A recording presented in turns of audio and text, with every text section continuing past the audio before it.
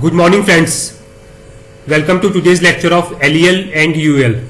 Friends, in today's lecture we will be discussing basically about the LEL, means lower explosive limit, and UEL, upper explosive limit of the flammable chemicals. That what LEL and UL tells us about the flammable limits of that chemical. What is the significance of LEL and UL?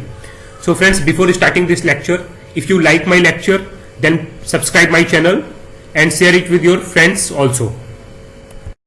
So friends, at first I would like to tell you about the fire. Friends, actually for fire to take place, three conditions must be present. First is the presence of oxygen, second is the presence of fuel, and the third one is the presence of the source of heat.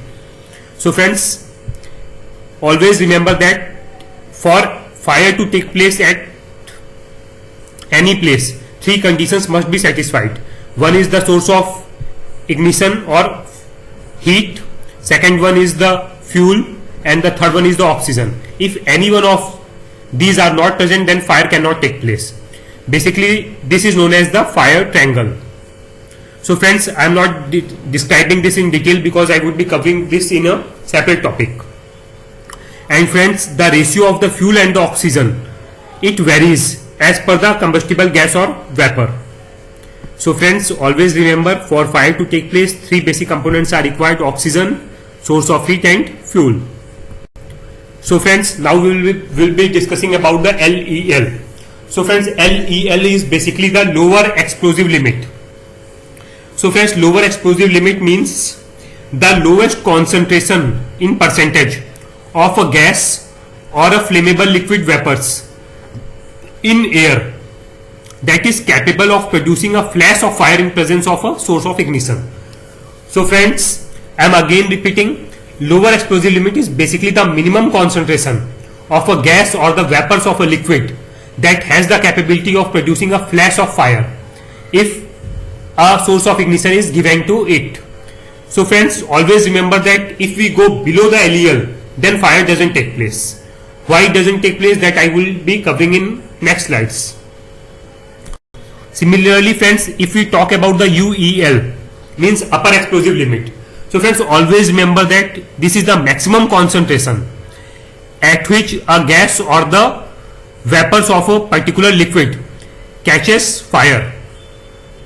So friends, always remember, if we go beyond this limit, then even fire don't take place. Why fire don't take place, that I would be covering in my next slides. So friends, the range, always remember that the range between the LEL and UL is known as the flammable range for the gas or the vapors of a particular liquid.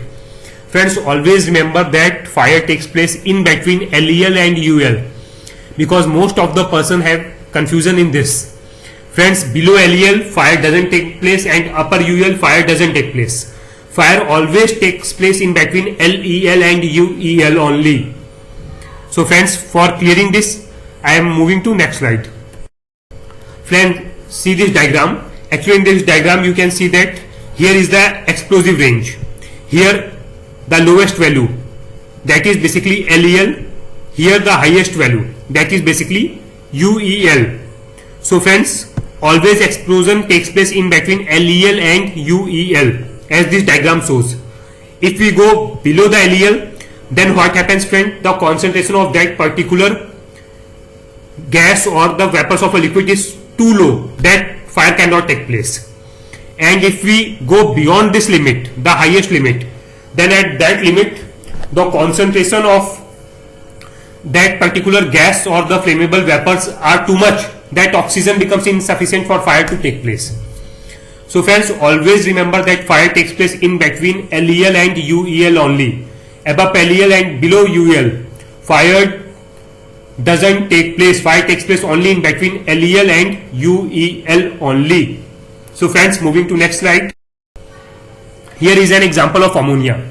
So friends, if we talk for the ammonia, then ammonia has a LEL value of 15.5% and UL value of 26.2%.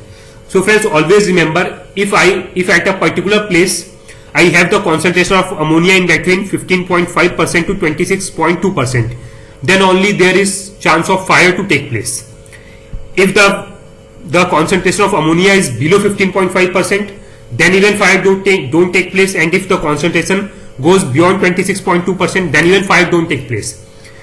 As I have told you earlier that below LEL the concentration of ammonia is too low that it doesn't allow fire to take place, and above 26.2% the concentration of ammonia is so high that the presence of the oxygen becomes insufficient for fire to take place.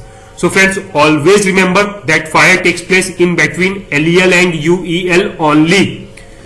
So friends, hope I have made the concept of LEL and UL clear to you. So friends, hope you must have enjoyed today's lecture. In tomorrow's lecture, I will be discussing about the flash point, fire point and the ignition point. Till then, goodbye. Have a nice day.